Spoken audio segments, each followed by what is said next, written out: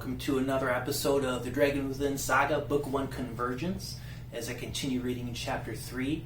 If you're interested in purchasing the novel, you'll find the link in the comments. It's on Love and Light Productions' website, and you'll find my other 3 books there as well, including Book 2 of the Dragon Within Saga, Bloodless, and also Dragon Within Redemption and Dragon Within Resonance. So here we go, picking up again in Chapter 23.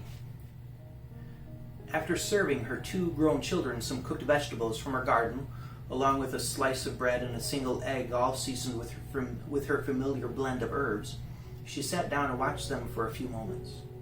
She reflected back to the last time she had cooked breakfast for both of them. It was the morning of their father's death, and while the memory seemed to have been formed only moments before, it still felt like a lifetime ago. Her daughter was barely big enough to see over the table without the seat her father had made for her. She had it squarely made up in her mind that she was going with them on her first hunting trip. She was seated at the table with her own bow slung over her back, as she had been taught, with her quiver of arrows on the ground next to her. When her brother told her that she was not going, she looked at her father with eyes that could have melted the largest glacier in the northernmost reaches of the great ice caps.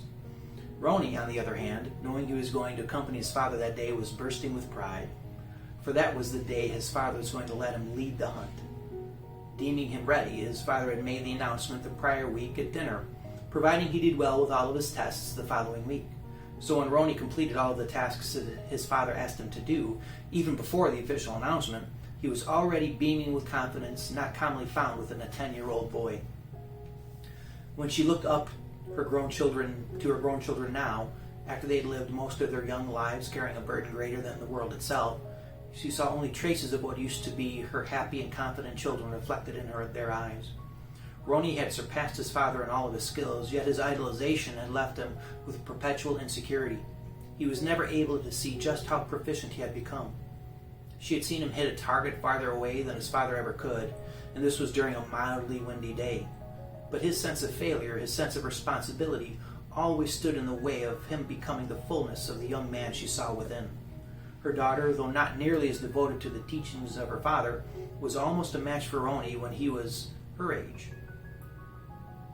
And had she possessed even a fraction of his fanatical development to the cultivation of her skills, she would have surpassed his current skill level.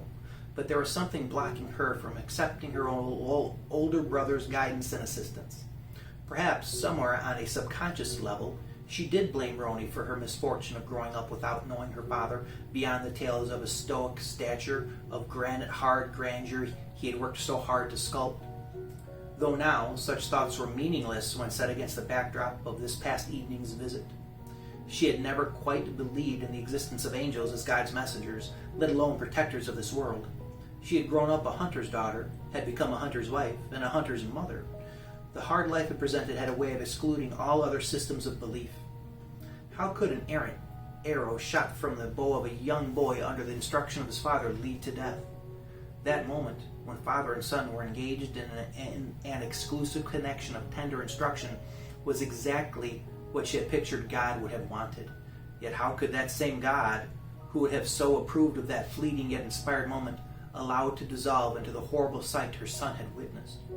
But again, this was just another unanswered question that would remain so. The simple truth was her mindset, her very faith, had been altered by what could have only been an angel sent from God with a message for her. And while her propensity to question, possibly even challenge, everything suggesting the existence of a benevolent and omnipotent great creator was solidified 12 years ago, that solidification had been melted by the tempered grace of God through the voice of his servant. Such was the weight now existing upon her heart. She knew the truth, and she had to become free to respond to it.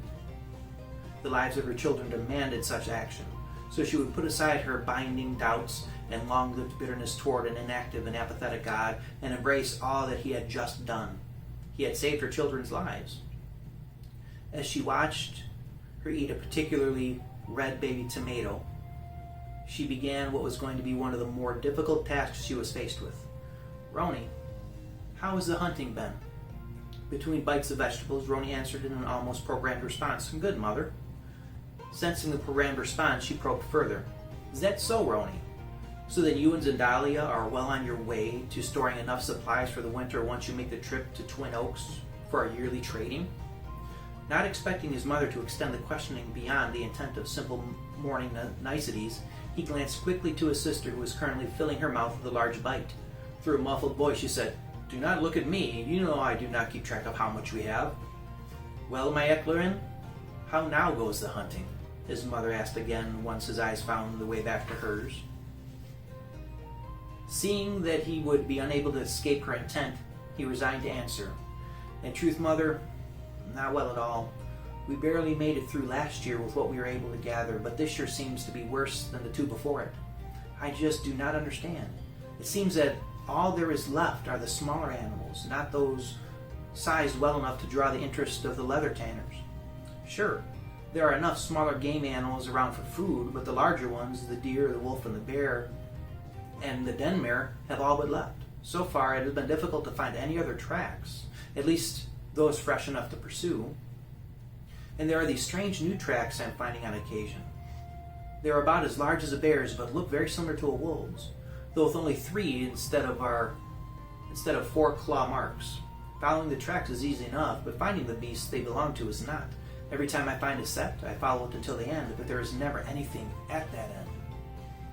Already knowing the answer to her next question, she still had to ask it because he needed to say it and acknowledge it. "So, do you think we will have enough by the time winter arrives?"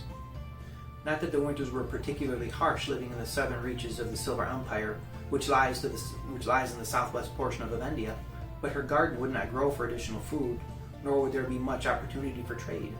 Merchants were, understandably so, reluctant to travel the long distances needed for successful trading missions, because every so often the winter would produce the unexpected storm visiting from the northern lands to unleash its fierce snows upon those ill-prepared for it. While such an occurrence was rare, it was devastating to those merchants unfortunate enough to be caught within its fury. Witnessing the sadness seep from his heart to his eyes, she herself almost started to tear up, but the resolute demand of the angel's words kept her solid in her course, as he weakly answered while looking down at his food, "No, Mother, we will not." All right, we're going to stop right there before we continue to see the ending of this conversation, where she's got to do something to save her son and daughter's lives, as directed by the angel. Until we do that, have a great and wonderful day, and as always, release your dragon within. Thank you very much.